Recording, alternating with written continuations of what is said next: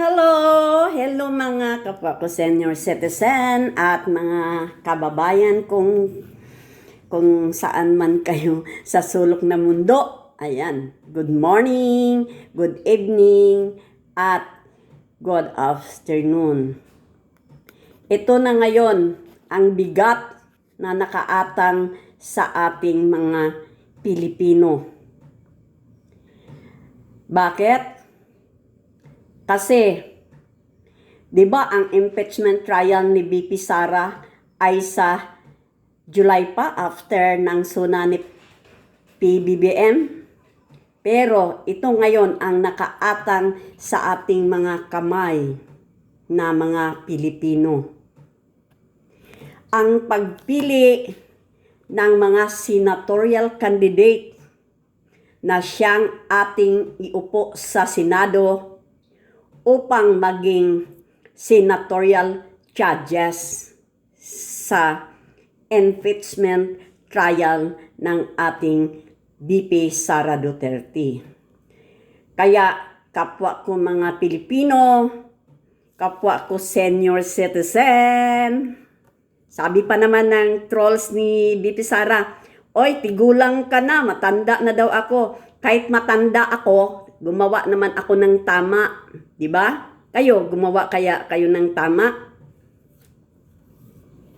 At meron pang nag-course sa akin na malapit na daw akong mamatay. Sabi ko naman, ako'y handang-handa ng mamatay anumang oras.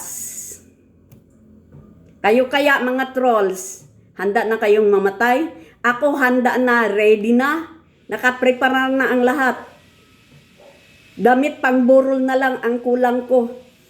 Bala ko na ngang bumili para wala nang problemahin ang pamilya ko sa aking damit na isusuot pag ibinurol ako. Pero sa ngayon, hindi pa ako pwedeng mamatay.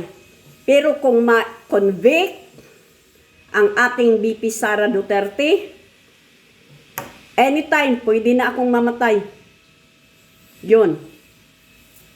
Kaya mga trolls, wag nga ninyo akong i-course na, na matanda ka na, malapit ka nang mamatay. Kahit ako'y malapit nang mamatay, gawin ko ang tama, gawin ko ang aking karapatan bilang Pilipino na nag-ambag sa tax ng ating bansa.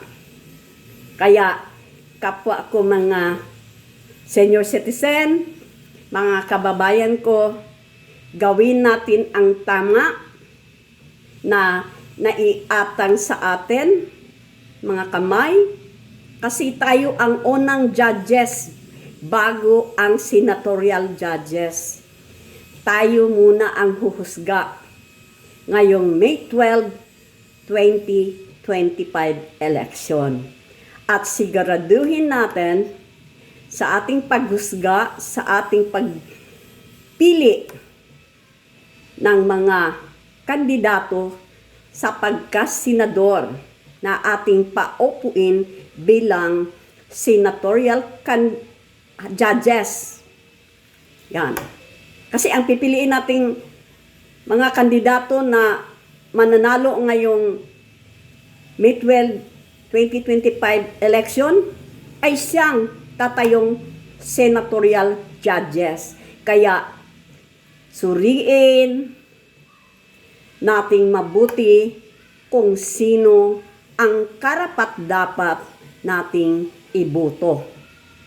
Nasa palagay natin ay susuporta sa ating presidente at gawing tama sa panahon ng pag sila na ay maghusga sa impeachment trial.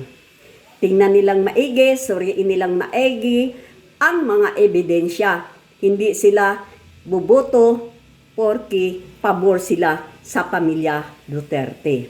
Kaya piliin natin, suriin natin maigi mga kababayan ko at kapwa ko senior citizen kung sino ang karapat-dapat na ating iboto sa May 2025 election.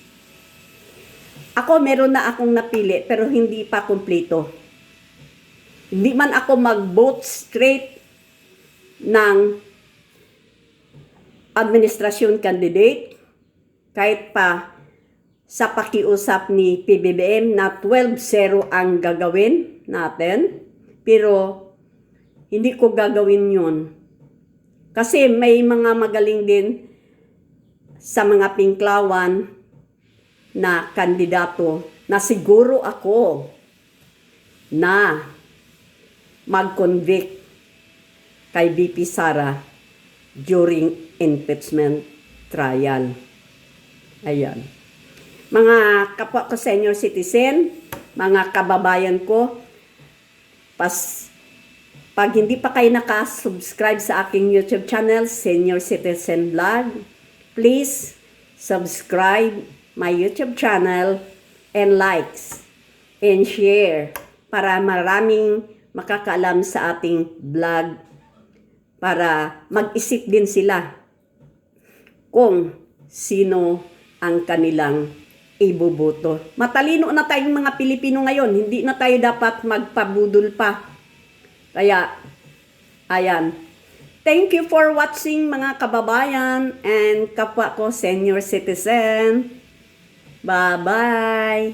See you to my next vlog. I love you all. God bless us all mga kapwa ko senior citizen.